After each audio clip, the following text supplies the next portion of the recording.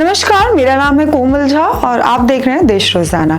बिहार में इस समय विधानसभा चुनाव के कारण राजनीति में गर्मा गर्मी का माहौल है। साथ ही एनडीए और महागठबंधन, जो कि पहले से ही बड़ी पार्टी है और बिहार की जनता के लिए पुराने चेहरे हैं, लेकिन इस बार जो नया है बिहार की जनता के लिए वो है प्रशांत किशोर और अरविंद केजरीवाल। दोनों ने ही ये ऐलान कर दिया है कि बिहार के 243 विधानसभा सीटों पर अकेले चुनाव लड़ेंगे। पुराने चेहरे वर्सेस नए दावेदार, जिसने कि नए दावेदार जो कि है उन्होंने एनडीए और महागठबंधन दोनों की बेचैनी बढ़ा दी है, क्योंकि इनका असर चुनाव पर कितना पड़ेगा वो तो बाद की बात है, लेकिन ये तो तय है कि इनका वोट कटिंग में क्या असर पड़ेगा, उस पर हम आज बात करेंगे। सबसे पहले बात करते हैं प्रशांत किशोर की। तो उन्होंने अक्टूबर 2022 से 3 साल तक पदयात्रा करके चुनाव में पहले ही अपना जनसंपर्क इतना मजबूत कर लिया है। साथ ही 5000 से ज्यादा गांव में वो घूमकर सीधे लोगों से बातचीत कर चुके हैं। इनकी पार्टी का चुनाव चिन्ह भी स्कूल बैग है, जो कि शिक्षा रोजगार पर फोकस प्रतीत करता है। अब उनका असर बिहार चुनाव पर जरूर पड़ेगा, ये तो तय है। बस अब देखना इतना है कि ये असर कितना गहरा पड़ेगा। अगर बात करें पीके की, तो इलेक्शन में खड़े होने की कि किसको कितना नुकसान पहुंचेगा उनसे, तो वो चलिए जानते हैं, समझते हैं। तो सबसे पहले जो ब्राह्मण और भूमिहार समाज है, जिसमें कि 3 साल में पहली बार कोई सीएम की रेस में हिस्सा लेने जा रहा है, जबकि ये समाज हमेशा से बीजेपी भाजपा के कोर वोटर्स रहे हैं।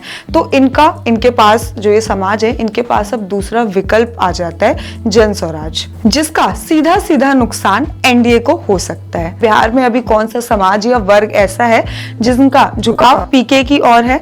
तो सबसे पहले वही जो चाहते हैं कि अपनी जाति से, उन्हीं की जाति से समाज में कोई सीएम बने। दूसरे मुस्लिम वोटर्स, जी हाँ, जिसके पास सीमित विकल्प है। अभी ओवैसी का इस पर बयान जरूर आया है विधानसभा चुनाव जो बिहार में होने हैं, लेकिन उन्होंने अभी तक इस पर कोई पुख्ता कंफर्मेशन नहीं दी है कि वो कितने सीटों पे लड़ेंगे। और इसी के बीच जो पीके हैं, उनकी तरफ से बयान जारी किया गया था कि वो 40 उम्मीदवार उतारेंगे, जिनको ऐसा लगता है कि बिहार में बदलाव हो सकता है और वो बदलाव पीके ला सकते हैं, उनकी पार्टी ला सकती है।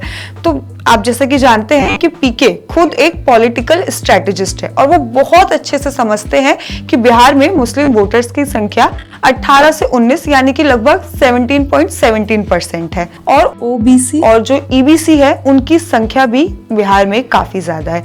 इसीलिए उनका ज्यादातर ध्यान मुस्लिम और दलित पर ही रहता है। अब दूसरी तरफ हम बात करते हैं आपसे केजरीवाल की।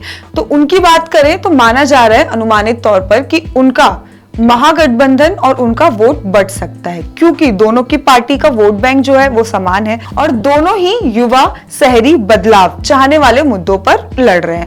माना जा रहा है कि कांग्रेस के वोटर ज्यादातर जो होते हैं वो शहरी और मिडिल क्लास वाले वर्ग है। आम आदमी पार्टी ने भले ये साफ कह दिया है कि वो गठबंधन का हिस्सा नहीं बनेगी, जिसका नुकसान सीधे सीधे तौर पर आरजेडी और जेडीयू को हो सकता है। साथ ही मुस्लिम वोटर्स भी आम आदमी के टारगेट पर है। आम आदमी भ्रष्टाचार, मुफ्त बिजली, एजुकेशन, हेल्थ जैसे मुद्दों पर बिहार को, अपनी युवा को अपनी तरफ करने की कोशिश कर रही है।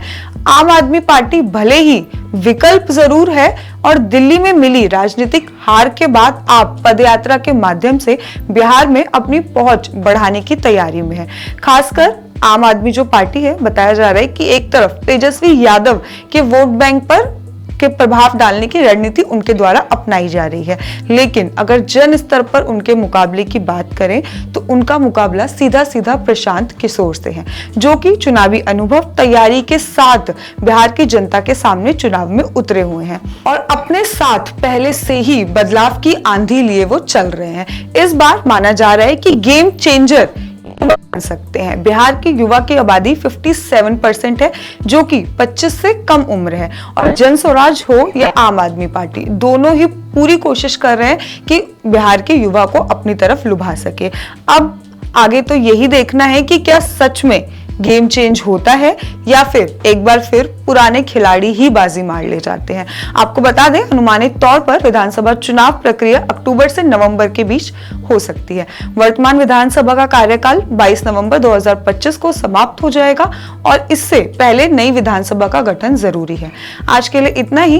इन नए दावेदारों को लेकर आपकी क्या राय है, कमेंट में जरूर बताइएगा। मैं कोमल झा, बाकी के अपडेट्स और बिहार इलेक्शन से जुड़ी जानकारी के लिए देखते रहिए देश रोजाना। हमारे साथ जुड़े रहने के लिए सब्सक्राइब करें देश रोजाना के YouTube चैनल को और नई वीडियो की नोटिफिकेशन पाने के लिए बेल आइकन जरूर दबाएं। अगर आप ये वीडियो Facebook या Instagram पर देख रहे हैं तो पेज को लाइक और फॉलो जरूर करें और ज्यादा से ज्यादा शेयर करें।